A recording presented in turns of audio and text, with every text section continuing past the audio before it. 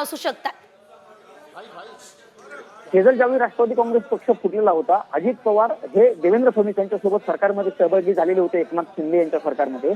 त्यावेळी शरद पवार यांची भेट घेण्यासाठी राष्ट्रवादी काँग्रेस पक्षाचे काही पदाधिकारी जे होते किंवा नेते महत्वाचे जे होते ते यशवंतराव चव्हाण सेंटर जे आहे मुंबईमधील त्या ठिकाणी भेटीसाठी गेलेले होते. आणि त्यावेळी ते चेहरे जर आपण बघितलं तर ते साधारणतः आज या ठिकाणी आलेले चेहऱ्यांमध्ये समांतर चेहरे वाटतील. त्यावेळी देखील मला आठवतं प्रफुल्ल पटेल असतील, छगन भुजबळ असतील, हे प्रमुख नेते जे आहेत ते शरद पवार यांची भेट घेण्यासाठी आणि त्यांची मनधरणी करण्यासाठी गेल्याचं आपल्याला बघायला मिळालेलं होतं. आणि तेच महत्वाचे नेते जे आहेत ते आज देखील या ठिकाणी शरद पवार यांच्या भेटीसाठी आल्याचं बघायला मिळते. कौटुंबिक पवार कुटुंबातून जर आपण सांगायला गेलं तर पार्थ पवार असतील, सुनेत्रा पवार असतील, हे जे घरातले व्यक्ती आहेत ते देखील शुभेच्छा देण्यासाठी या ठिकाणी आलेले आहेत. मात्र पक्षाच्या वतीनं जर प्रामुख्याने बघायला गेलं तर छगन भुजबळ, प्रफुल्ल पटेल, सुनील तटकरे हे नेते जे आहेत ते समीर भुजबळ देखील या भेटीमध्ये उपस्थित असल्याचं आपल्याला बघायला मिळते. दुसरीकडे जर बघायला गेलं तर छगन भुजबळ यांना मंत्रिपद दिलं जाईल की नाही, त्यांच्या जागी वेगळ्या कोणाला संधी दिली जाऊ शकते, अशा पद्धतीच्या चर्चा राज्यामध्ये सुरू आहेत.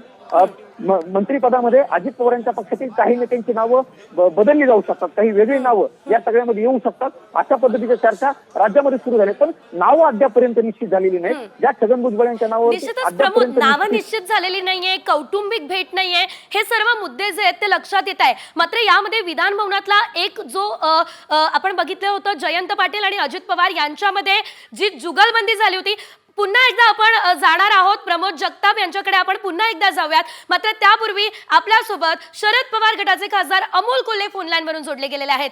अमोलजी, भेट अतिशय महत्वाची होते. एकीकडे अजित पवार म्हणतात कौटुंबिक भेट आहे, मात्र ही कौटुंबिक भेट नाहीये कारण अनेक महत्वाचे नेते सोबत आहे, अशी चर्चा सुद्धा रंगलेली आहे. काय नेमकं या संदर्भात सांगाल?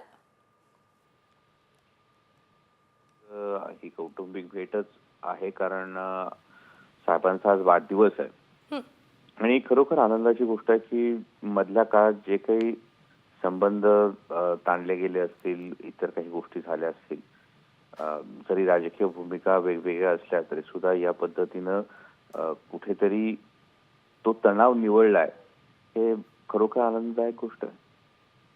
म्हणजे अर्थातच तणाव निवळलेला आहे आणि दोन्ही जे पवार कुटुंब आहे ते आता एकत्र येऊ शकतात असं आपल्याला म्हणायचंय का?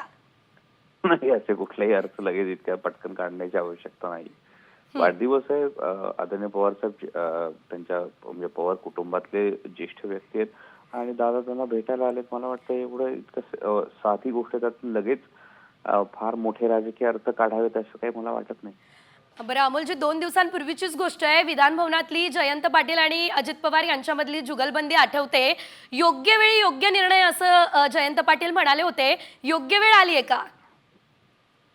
मला वाटतं हे जयंत पाटील साहेब म्हणाले त्यांना विचारलं तर जास्त योग्य राहील.